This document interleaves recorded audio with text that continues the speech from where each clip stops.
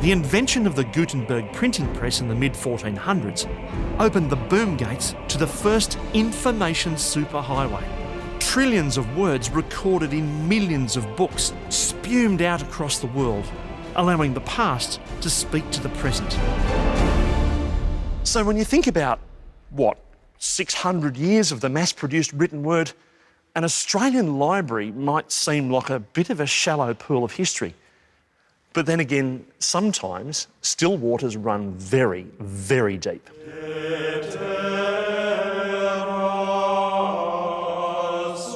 There is one item in the State Library of New South Wales that predates the European discovery of Australia, predates the birth of William Shakespeare. In fact, it even predates the printing press. It's this, an Italian manuscript written in 1328. And to be honest, all the hairs on the back of my neck are standing up just being so close to it. It's called the Rimini Antiphonal. Rimini because that's where it's made in Italy, and it's fundamentally a choir book, which begs the question, what's a 700-year-old Italian manuscript doing here? Fast forward to the 20th century and a world bogged in conflict. It's World War I, and Australia is doing more than its bit for God, King and Empire.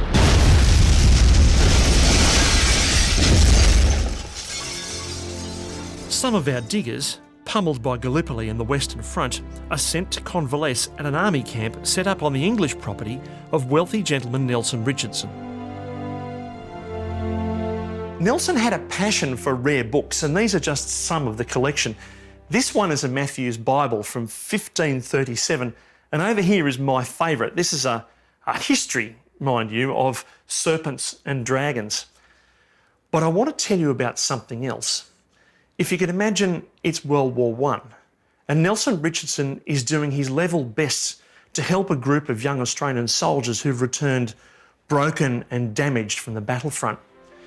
He invites a group of Australian officers into his house to have a look at this collection, and not for entertainment, but to give them a sense of history, of their own history. Nelson's heart must have gone out to these young Anzacs, because in 1917, he decides to donate the entire collection to Australia.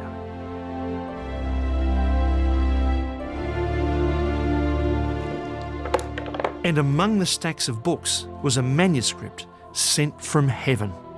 Maggie, I'm particularly interested in the illustrations and the illuminations. Can you explain what an illumination is? Well, illumination is when they use gold to illuminate the letter. This particular letter is historiated, so that means that it has a story within it. So you can see that within that letter A you have Christ and you have two of the apostles, and it would tell the singers a little bit about what was coming in the next segment.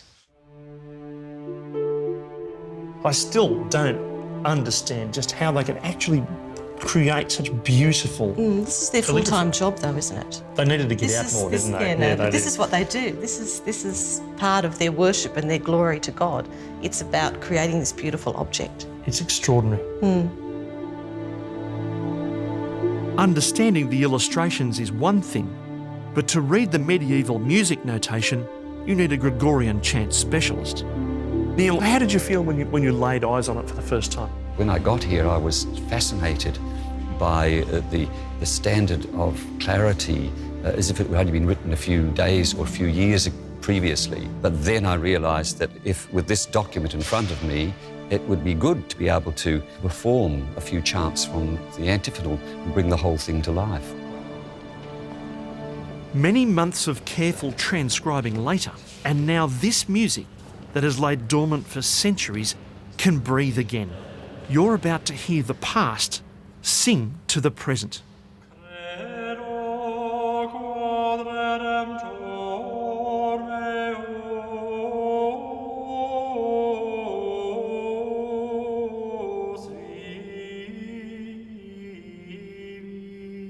This is the music of 1328. To give you some perspective, we're talking 400 years before the birth of Mozart, 450 years before Amazing Grace was written. For all those centuries, it once was lost, but now it's found.